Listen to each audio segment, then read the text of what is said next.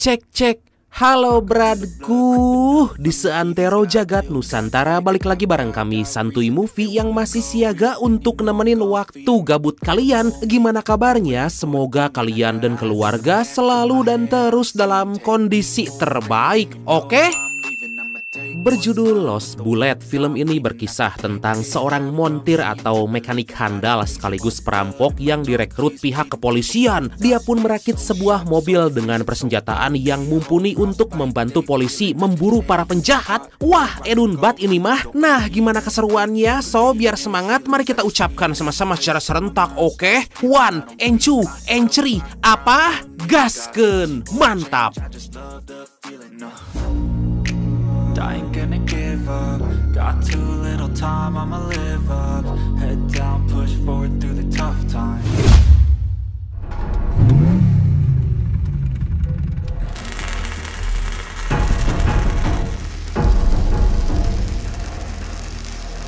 Berlatar di negara Prancis, kisah akan berfokus pada seorang pria bernama Lino yang akan melakukan perampokan bersama adiknya yang bernama Quentin. Dalam aksinya kali ini, mereka berdua berencana untuk menabrak toko perhiasan yang dilapisi beton dengan menggunakan mobil yang mereka kendarai.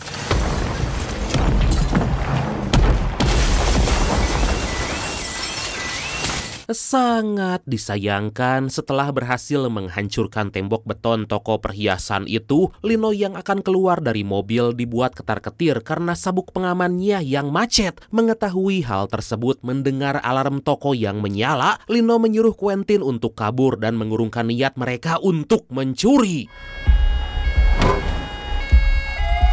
Lino akhirnya ditangkap oleh para polisi setempat dan dijatuhi hukuman beberapa tahun penjara. Pada suatu hari, Lino yang baru selesai berolahraga dihampiri oleh kapten polisi di sana yang bernama Karas dan atasannya yang bernama Mos. Pada kesempatan itu, Mos dan Karas yang tahu kemampuan Lino dalam bidang otomotif meminta bantuan Lino untuk bekerja memodifikasi mobil-mobil kepolisian.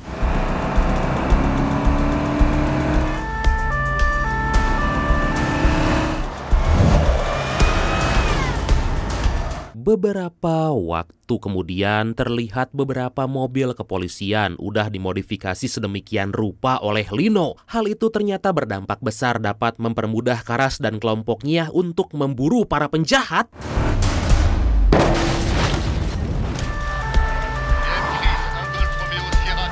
Dalam insiden tersebut, setelah memastikan kedua penjahat itu tewas, kedua anak buah Karas yang bernama Areski dan Marco menemukan barbuk narkoboy dalam jumlah besar. Melihat keberhasilan mereka, alih-alih berbahagia, si gadis hitam manis yang bernama Julia ini malah cemberut karena dia gak bisa menangkap para penjahat hidup-hidup. Di tempat lain tampak jelas Lino lagi menikmati pekerjaannya memperbaiki mobil kepolisian bersama kepala mekanik di sana yang bernama Jeff. Dan gak lama kemudian kelompok Karas yang baru selesai bertugas pun tiba di tempat itu.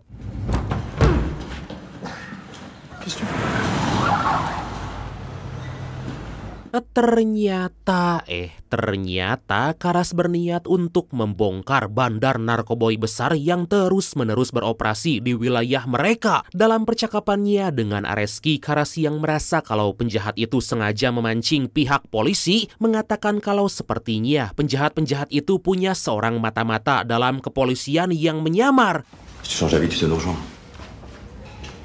Frontal 140. Vitesse de pointe? De 40.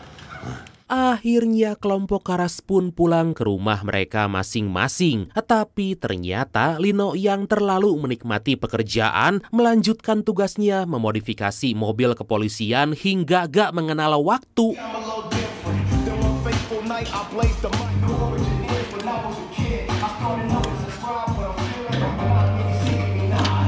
Pagi harinya, Lino yang baru beres bekerja dijemput oleh Karas dengan menggunakan mobil Renault 21 Turbo berwarna merah tahun 88. Secara gak disangka, Karas yang telah percaya pada Lino membawanya ke sebuah garasi yang penuh dengan mobil Renault Megane RS4 tahun 2018. Le meilleur, c'est ça. Bienvenue dans notre futur garage, Lino. Ternyata Karas berniat mengganti semua mobil kepolisian dengan mobil-mobil tersebut dan Karas menyuruh Lino agar memodifikasinya terlebih dulu. Atas hal itulah Karas juga memberikan selembaran kertas yang berisi pembebasan bersyarat bagi Lino. T'excite pas, mon grand. C'est une liberté anticipée, mais à ses conditions. Karas yang sebelumnya menemukan sebuah alat dalam mobil milik para pengedar narkoboy menanyakan tentang alat itu pada Lino. Lino menjelaskan kalau alat yang ditemukan Karas merupakan pengalir injeksi penambah tenaga mobil karena alat itu juga sebelumnya ditemukan di mobil Lino sewaktu dia tertangkap. Karas yang tahu kalau semua ini ada kaitannya dengan kasus yang dia telusuri memerintahkan Lino untuk membawanya ke tempat di mana Lino mendapatkan alat tersebut. Wah, jangan-jangan alat penghemat BBM lagi. T'es sûr qu'il est là? Non. Setibanya di lokasi, Lino langsung masuk sedangkan Karas menghubungi Areski dan juga Marco untuk minta bantuan. Secara gak disangka, Sing Horeng selama ini Quentin bekerja di tempat itu. Di tengah obrolan mereka muncullah dua orang pria yaitu bos Quentin dan asistennya yang bernama Kad dan juga Jakis. Beruntung sebelum hal buruk terjadi, Karas datang tepat waktu. Lino! Areski dan Marco yang tiba di sana langsung memborgol Kad dan juga Jakis. Saat Karas dan Lino akan membawa Quentin untuk diinterogasi, tiba-tiba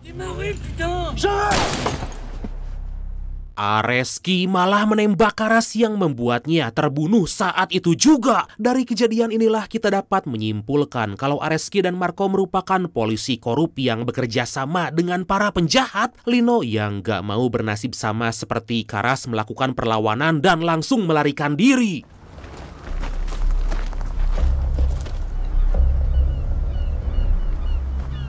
Karena Lino berhasil kabur, Areski yang gak mau identitas aslinya terbongkar menyuruh Kad dan juga Jakis untuk membakar Karas beserta mobilnya.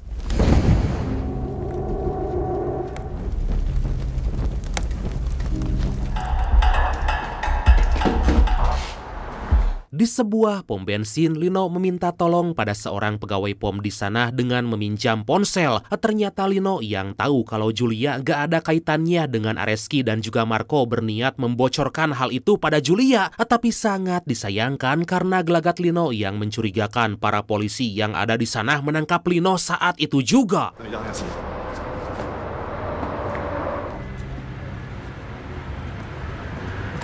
Singkat cerita, setibanya di kantor, seorang polisi di sana yang gak asing dengan tampang Lino tahu kalau Lino merupakan mekaniknya Karas. Tapi karena gak kunjung mendapat kabar dari Karas, Lino terpaksa harus dimasukkan ke dalam ruangan untuk diinterogasi. Tapi sebelum itu terjadi, Lino meminta Bruno, salah seorang polisi di sana, untuk menghubungi Julia. Tu pensais vraiment qu'ils allaient appeler Julia?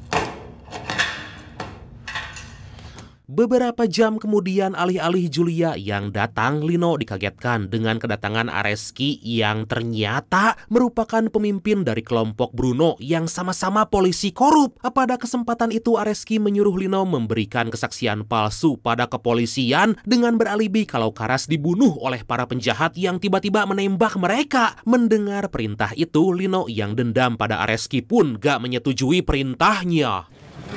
T'as réussi à voir Charles? Toujours pas. Setelah Areski pergi, Lino berusaha untuk terbebas dari borgol yang mengikat. Melihat hal itu, Bruno yang awalnya menertawakan aksi Lino seketika ketar-ketir dan langsung menghampiri Lino saat usahanya berhasil. Dengan hanya sedikit perlawanan, Lino berhasil mengalahkan Bruno dan bergegas pergi.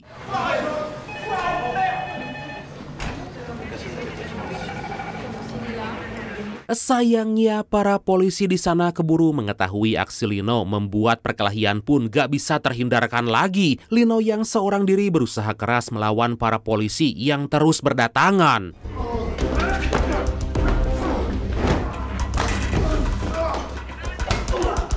Hingga di suatu momen setelah berhasil mengalahkan beberapa polisi, Lino yang dikepung dapat membalikan keadaan dan kabur dari tempat itu. Di waktu yang sama, Moss dan para polisi berhasil menemukan Karas dan mobilnya yang terbakar hangus. Atas laporan dari Areski, Moss yang termakan omongan Areski pun menyuruh para polisi untuk memburu Lino. Je suis prêt là, je vais m'attraper. Tu te démerdes. Tampaknya peristiwa itu membuat Julia dan Jeff sangat terpukul karena telah kehilangan sang kapten yang sangat baik hati. Di tempat lain terlihat Marco yang sepertinya gak menyukai tindakan Areski yang udah keterlaluan. Areski kembali meyakinkan Marco dan beralasan kalau apa yang dia lakukan itu demi keselamatan mereka berdua.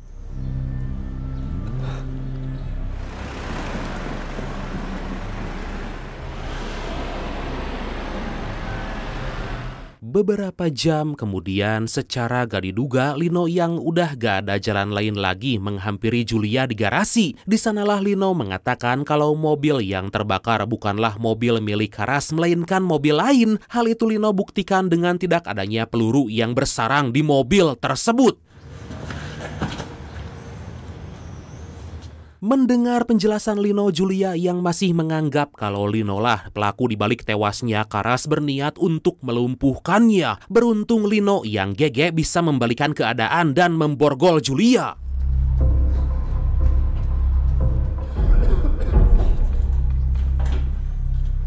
Setelah kepergian Lino, Areski, Moss, dan para polisi lain pun mulai berdatangan memeriksa keadaan Julia. Dalam ruangan, Julia mengatakan pada Areski kalau sebelum Lino pergi, dia sempat menuduh Areski dan juga Marco lah dalang dibalik kematian Karas. Areski yang tentu aja takut terbongkar pun menjawab kalau Lino mencoba mencuci otaknya.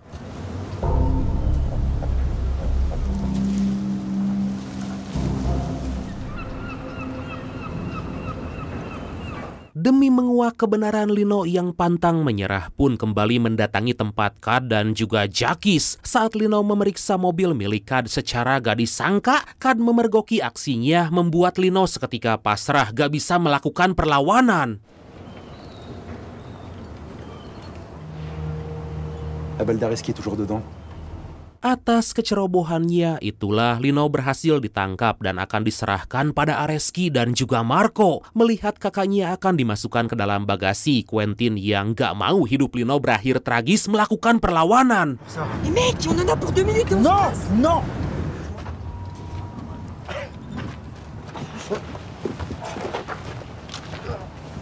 Singkat cerita, setelah berhasil kabur, Quentin mengatakan pada Lino kalau dia tahu tempat di mana mobil Karas disembunyikan. Gak mau membuang waktu, Lino pun langsung menggaspol mobil lebih kencang pergi ke lokasi. Sementara itu Areski dan juga Marco yang baru tiba mendapati kalau Kad dan juga Jakis berhasil dilumpuhkan oleh Lino. Karena kesalahan fatal mereka berdua lah, secara gak disangka Areski dan Marco membunuh Kad dan Jakis setelah mengetahui kalau mobil Karas telah ditukar.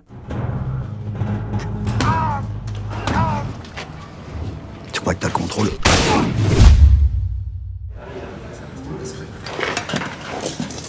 Dua jam kemudian, setelah diteliti lebih lanjut, Jeff dan Julia seketika kaget mengetahui kalau omongan Lino benar. Hal itu dibuktikan oleh Jeff yang melihat dari keadaan mobil Karas yang terbakar telah lama gak digunakan.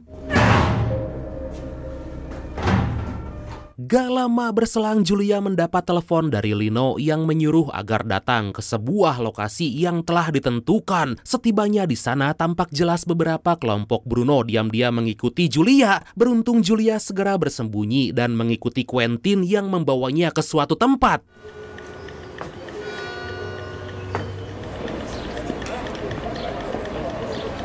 Di hadapan Julia dan Lino, Quentin bersaksi kalau Karas tewas dibunuh oleh Areski yang bekerja sama dengan Kad dan juga Jakis. Pada kesempatan itulah Lino memohon pada Julia agar membiarkan mereka pergi mencari barang bukti. Tetapi saat Lino dan Quentin akan pergi, Julia yang melihat kelompok Bruno terus mengikuti mereka bertiga dengan nekat memberikan kunci mobilnya, menyuruh Lino dan Quentin untuk kabur sementara dia akan menyerahkan diri.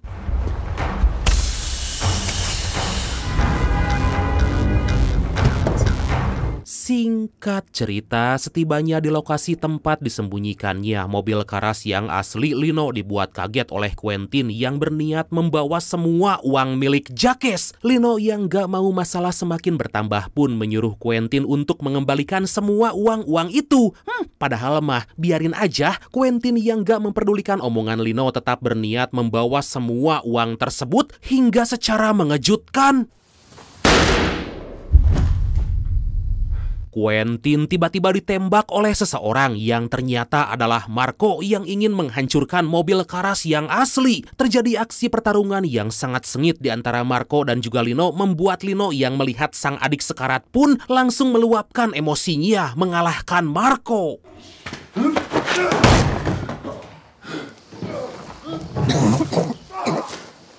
Atas kejadian itulah sangat disayangkan Quentin harus tewas karena kehabisan darah. Saat Lino akan mengangkat jasad Quentin, dia menemukan sebuah tambang yang ternyata berujung pada mobil Karas yang disembunyikan.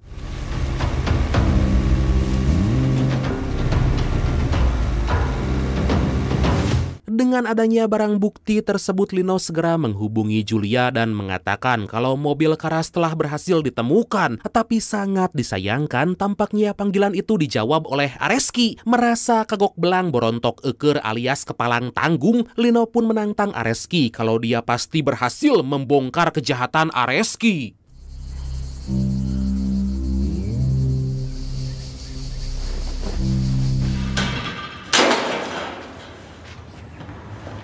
Atas informasi yang baru aja dia terima, Areski pun memerintahkan semua kelompoknya untuk menangkap Lino. Di waktu yang bersamaan, Lino yang cerdas dan punya segala cara memodifikasi mobil Karas sedemikian rupa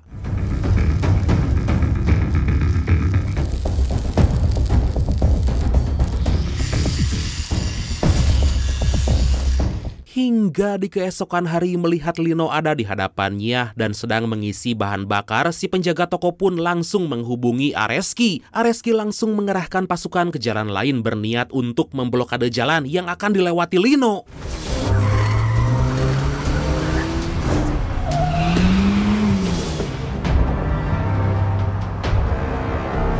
Ternyata benar aja, gak butuh waktu lama Lino yang lagi dalam perjalanan dibuat kaget oleh Bruno yang udah ada di belakangnya. Beruntung di suatu momen Mamang Lino dapat mengelabui Bruno dan menabrakkan mobilnya. Secara mengejutkan, dengan tanduk baja yang terpasang di mobil Karas, Lino dapat dengan mudah menghancurkan bagian belakang mobil yang dikendarai kedua polisi korup itu. Mengetahui kalau Areski dan kelompoknya pasti memblokade jalan, Lino mendorong mobil yang ditumpangi kedua polisi itu sampai pada akhirnya berhasil lolos.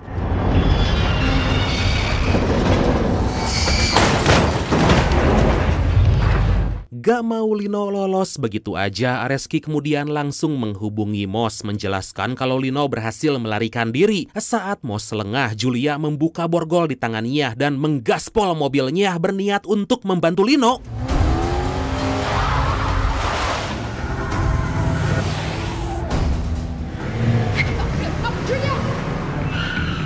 Terjadi aksi kejar-kejaran di antara Lino dan para polisi yang terus-menerus memburu. Melihat Lino yang dikejar oleh Areski, Julia segera membantu Lino menyingkirkan si tangkurak Areski. Mamam tah.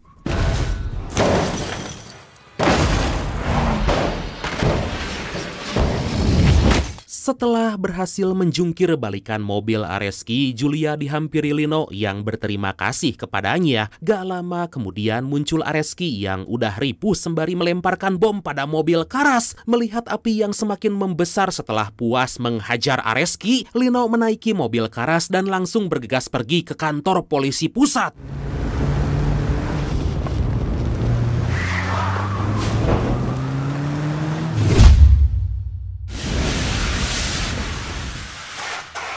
Dengan datangnya Lino dan mobil Karas yang masih terdapat peluru dari pistol Areski, Moss dan para polisi mulai mengidentifikasi mobil itu. Setelah sekian lama memeriksa, para kepolisian pun menyimpulkan kalau Lino gak bersalah. Atas hal itu, Moss dan para polisi berniat untuk menangkap Areski yang kini telah melarikan diri. Dan akhirnya film ini pun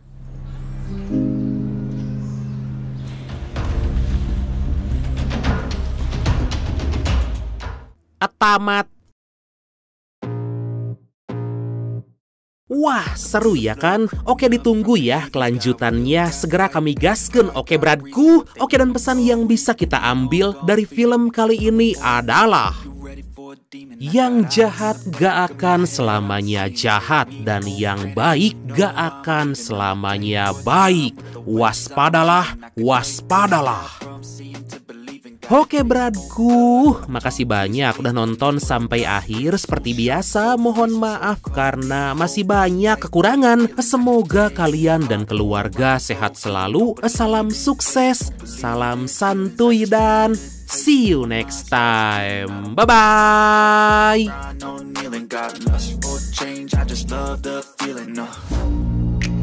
I ain't gonna give up. Got too little time, I'ma live up. Head down, push forward through the tough times. Cause anything worth doing is a tough climb.